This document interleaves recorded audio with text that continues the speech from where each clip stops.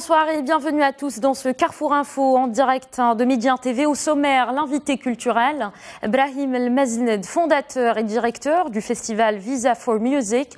Ce festival qui se tient annuellement à Rabat est en train de se positionner en tant que rendez-vous incontournable pour les professionnels de l'industrie de la musique. Il est à sa 4e édition. Khadija Ihsan nous en parlera ce soir. Dans le dossier du jour, Zakaria Aboudahab, professeur de relations internationales à l'Université Mohamed V de Rabat, il revient en compagnie de Hanan Faro sur les tensions diplomatiques au Moyen-Orient, notamment entre l'Arabie Saoudite et l'Iran. Mais on commence avec le journal de la rédaction. Voici les titres. À la une, le président du Zimbabwe, Robert Mugabe, a finalement démissionné. Mugabe a envoyé une lettre au Parlement. C'est ce qu'a affirmé aujourd'hui le président de l'Assemblée nationale, Jacob Mudanda. Et puis en Russie, le président Vladimir Poutine a longuement rencontré hier soir son homologue syrien Bachar al-Assad, mais la rencontre n'a été annoncée que ce matin. Vladimir Poutine a vanté les succès militaires de l'Assad. Puis on prendra la direction d'Ifrane au Maroc. Le sommet africain du commerce et de l'investissement se poursuit. L'Afrique fait confiance à l'Afrique. C'est le thème de cette seconde édition. Objectif, développer les entreprises et dépasser les frontières géographiques de leur pays.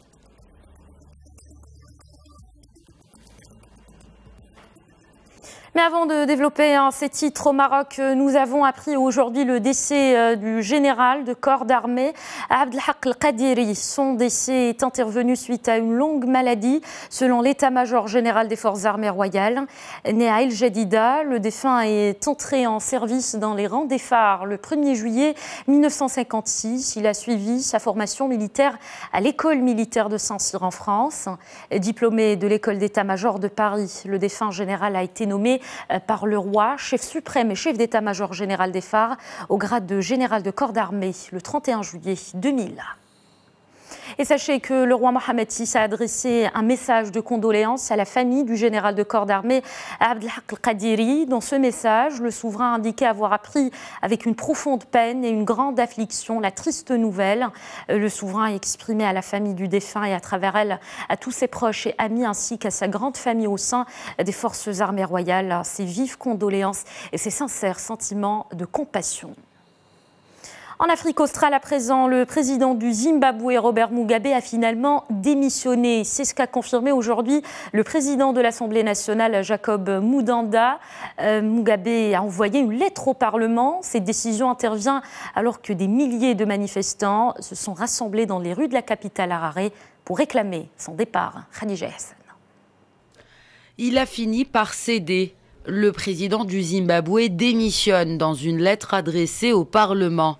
Quelques minutes seulement après que celui-ci ait annoncé sa sentence, celle d'entamer les procédures de destitution de Robert Mugabe. Le chef de l'État choisit ainsi de partir avec un minimum de dignité.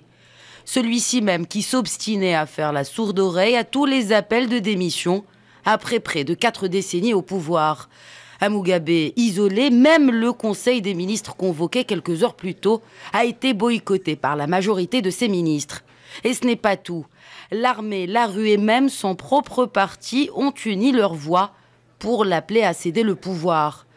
Sans oublier que cette décision de destitution du Parlement est une première au Zimbabwe depuis l'indépendance du pays en 1965.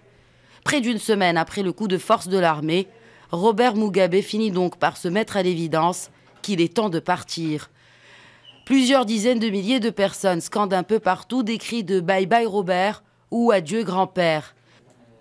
Celui qu'on surnommait le libérateur s'est transformé en dictateur, assoiffé ou poussé par la soif de sa femme de pouvoir.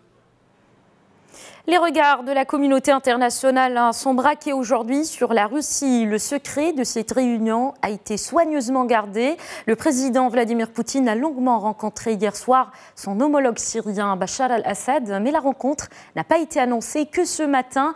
Les deux présidents ont évoqué la perspective d'un règlement politique à la guerre en Syrie.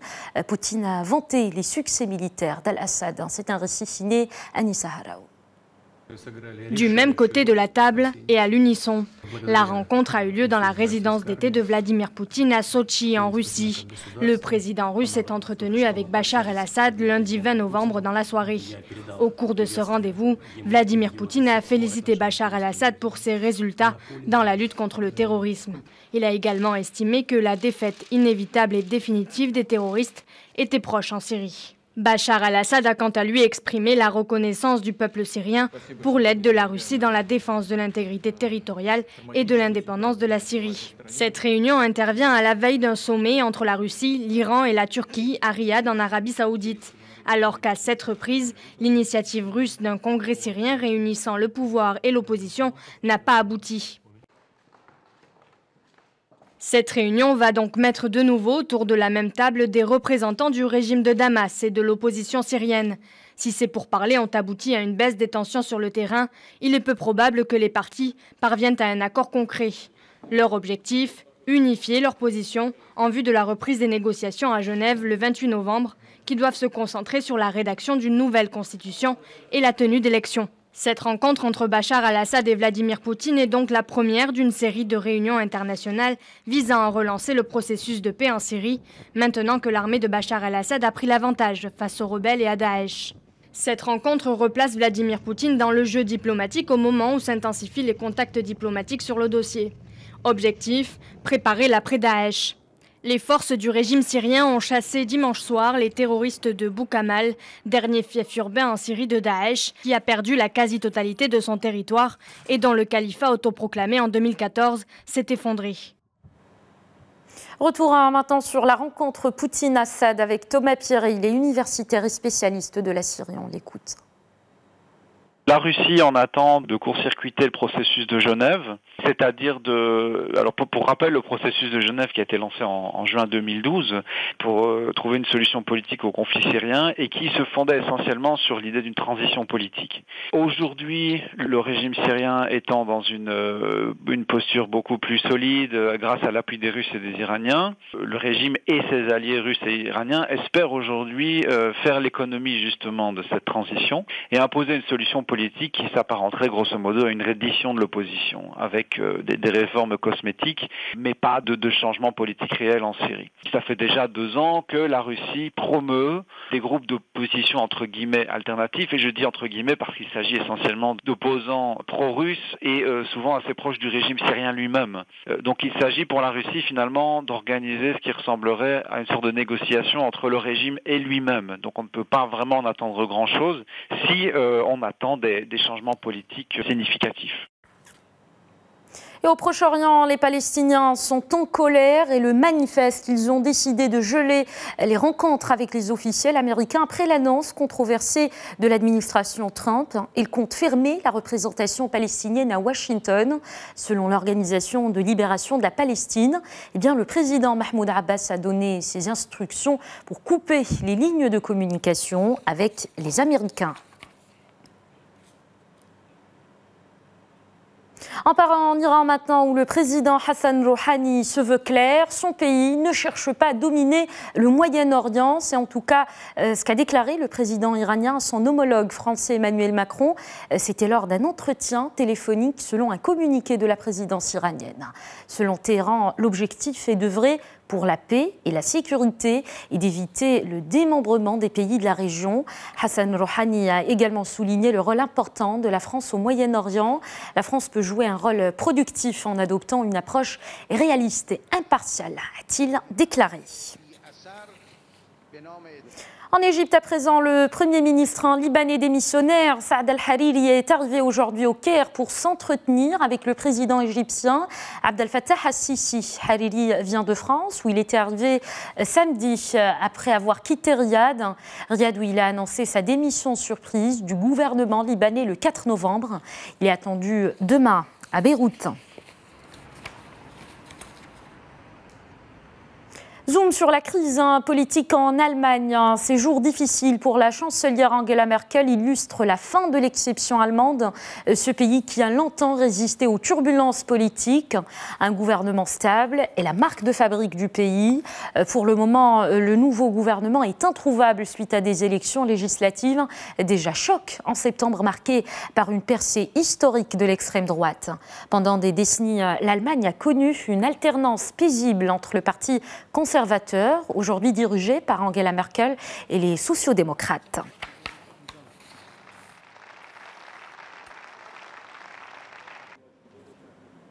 En Allemagne, toujours un 6 demandeurs d'asile syriens, membres présumés de Daesh et soupçonnés de préparer une attaque avec des armes ou l'explosif, ont été interpellés aujourd'hui dans plusieurs villes. Selon la justice, les arrestations ont eu lieu tôt ce mardi lors de perquisitions conduites simultanément dans 8 appartements de 4 villes. Les 6 hommes sont soupçonnés d'avoir préparé une attaque contre une cible publique en Allemagne, sans préciser les cibles potentielles.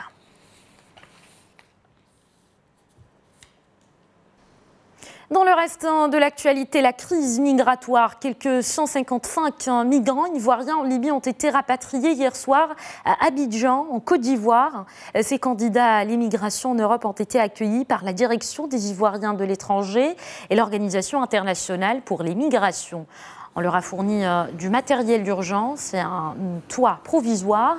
Depuis 2011, les passeurs profitent du vide sécuritaire et de l'impunité pour assurer un passage vers l'Italie qui se trouve à 300 km des côtes libyennes. Et justement, en réaction au calvaire quotidien des migrants en Libye, le président du Niger, Mahamadou Issoufou, a appelé hier soir la Cour pénale internationale à se saisir du dossier sur la vente de migrants africains comme esclaves. Il a demandé à ce que le sujet soit mis à l'ordre du jour du sommet entre l'Union africaine et l'Union européenne, le sommet prévu à la fin du mois à Abidjan. Souhabou Taha nous en dit plus. Nous n'avons plus le droit de faire comme si nous ne voyions rien.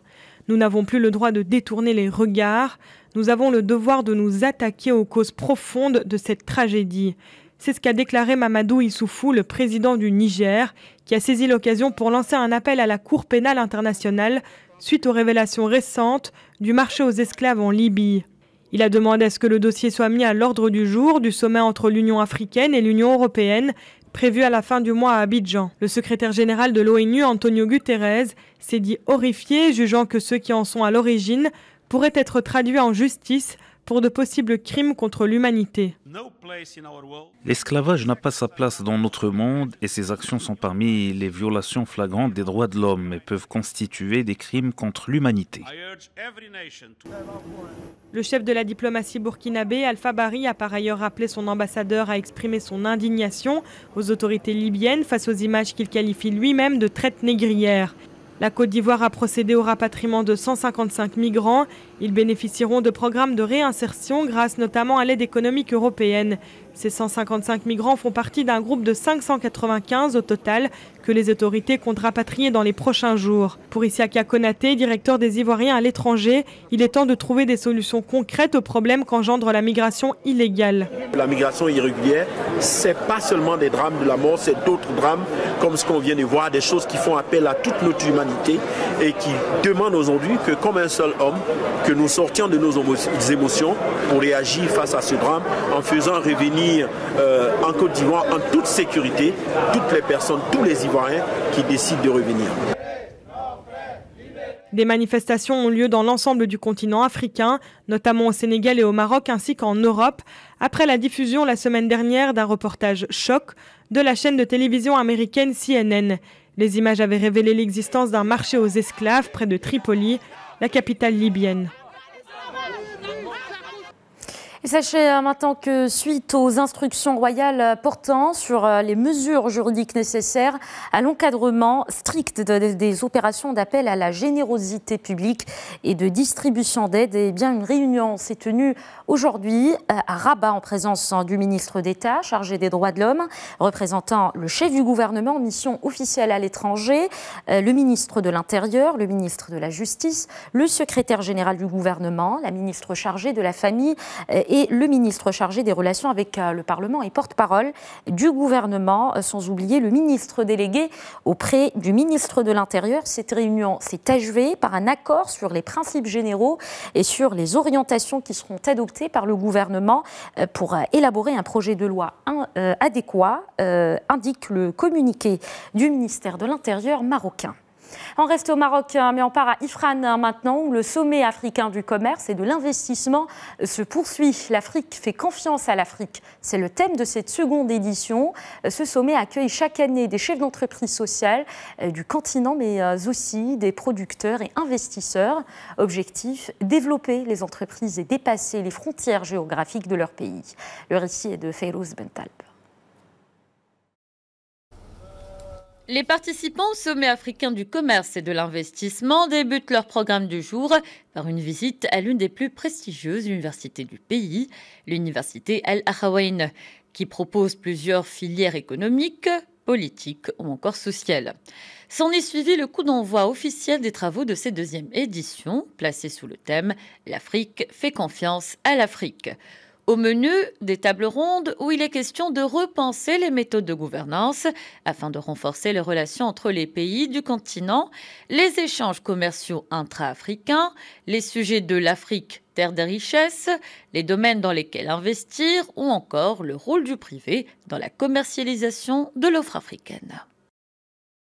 L'importance de ce forum est d'être l'une des quelques plateformes africaines qui permettent aux Africains de se retrouver entre eux. C'est un événement qui réunit plus de 150 participants, chefs d'entreprise de différents secteurs d'activité qui viennent de plusieurs pays d'Afrique. L'objectif est de créer un espace d'échange, de rencontres et de partage d'expériences entre ces opérateurs. Notre objectif ultime est de leur permettre de se connaître pour se faire confiance et travailler ensemble. Lors des 3 jours de ce forum, quelques 150 chefs d'entreprise, producteurs, acheteurs ou encore investisseurs auront plusieurs occasions de rencontres, d'échanges et de débats dans l'objectif de développer leur entreprise et dépasser les frontières géographiques de leur pays pour faire de l'Afrique leur terrain de jeu. Parler avec l'ensemble des gens qui sont là, échanger avec eux, leur montrer un peu notre expérience et voir comment nous pouvons travailler ensemble. Parce que je crois qu'il faut que le développement se fasse entre Africains, comme d'ailleurs le stipule cette organisation. Et nous sommes là pour ça. C'est notre objectif, c'est de nous faire connaître et de connaître les autres, d'échanger avec eux. Cette deuxième édition du sommet africain du commerce et de l'investissement est en droite ligne avec les directives royales en faveur du développement de la coopération sud-sud et la promotion des échanges intra-africains. Direction Agadir, à présent, le 4e congrès international de l'art gagné s'est ouvert hier. Placé sous le haut patronage du roi Mohammed VI, ce conclave tend à encourager la recherche scientifique en partenariat avec les différentes parties prenantes. Plus de détails dans ce reportage de Kiltoum Hassia et Faisal Ablouch sur un récit de Fayrouz Bentalb. La biosphère de l'art gagné est un écosystème fragile qui est affecté par les changements climatiques et l'élément humain. La recherche scientifique doit être encouragée afin d'aider à promouvoir ce secteur. C'est l'un des paris traités lors de la 4e édition du Congrès international de l'art gagné. Un rendez-vous organisé tous les 2 ans et qui vise à partager les connaissances scientifiques et techniques consacrées à l'argan. Des solutions effectives sont à la portée dans le futur et ce grâce à la recherche scientifique et agricole. Nous avons espoir d'améliorer le produit et d'accélérer la plantation pour augmenter la production. Renforcer la chaîne d'art gagné et répondre à la demande croissante de ces produits, des défis qui ne pouvaient être réalisés sans combattre en amont le phénomène de désertification et améliorer l'état général de la chaîne de production. Nous avons employé de nombreuses techniques de pointe afin de nous adapter au changement climatique. Ces techniques nous permettent par exemple de cerner le bon moment pour arroser les pousses et suivre plus effectivement les opérations d'irrigation. Ces techniques nous ont permis d'augmenter nos chances de réussite de plus de 90%. Et parmi les projets qui visent également à améliorer la performance du secteur, la création de fermes spéciales d'arganiers, bordées de plantes aromatiques et médicinales, ainsi que la plantation de 10 000 hectares d'arganiers par le biais d'une technologie de pointe qui préserve la terre comme l'eau. Voilà, c'est la fin de cette édition. Le JT Éco, c'est dans un instant avec Oumaima Sbila. À tout de suite.